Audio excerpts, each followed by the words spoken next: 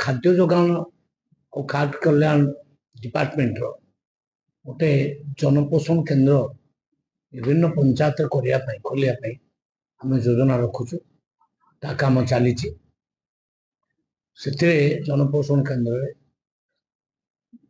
चाउल ठू नहीं अटा डाली तेल ऋण सब जिनस मिल सब्सिडाइज रेट्रे केमती मिल खाली बीपीएल लोक नुहति एपीएल लोक भी किसी पाइबे तार गोटे योजना चली सफल हम ताले बहुत बड़ योजना सेटा कार्य करने को चेष्टा कर सब पंचायत गोटे से जनपोषण केन्द्र में आपणकर मागना चाउलटा भी मिल एवं सब्सिडाइज रेट्रे चाउल मिल धरनियंतु गोटे लोक मुंड पिछा 5 केजी चाउल नौ से 5 केजी पाऊना सी बजार किणुची केते टंका 42 टंका 45 टंका चाउल किणुची सेटा 42 45 से न किणकी केमती 20 टंका किण से योजना आम कर अटाटा 45 टंका किणुची पर केजी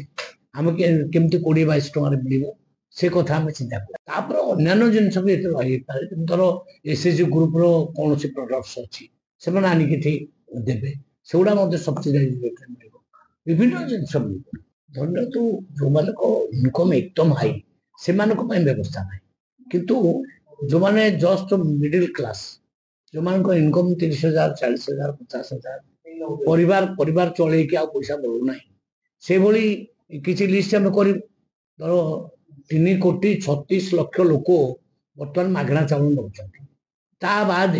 आ 50 लाख बढ़ी पारती कि 80 लाख बढ़ी पारती तो सर्वे करें डिसीजन नहीं आम व्यवस्था कर कौ मैंने नहीं पारे आते परिमाण नहीं पारे तार परिमाण भी डिसाइड हो तार पायलट प्रोजेक्टा 4-5टा दुकान आग खोल यही भुवनेश्वर भी खोल भुवनेश्वर भी खोल आम यही भितर आरम्भ कर मासे भितर आरम्भ कर डीलर मान तो ये जनपोषण केन्द्र पाइबे आ कौन बाहर लोक किए पाइबे से डीलर माने पाइबे एसएचजी ग्रुप रो महिला माने पाइबे आमे क्या बेदखल करूँ ना कम किंतु आमे नुआ गोटे मॉडल तैयारी करने चाहूँ जोटा छत्तीसगढ़ चली गुजरात रे चली दिल्ली चली से मॉडल टाक आम फॉलो कर साधारण लोकंर बेनिफिट यहाँ करने चाहूँ भल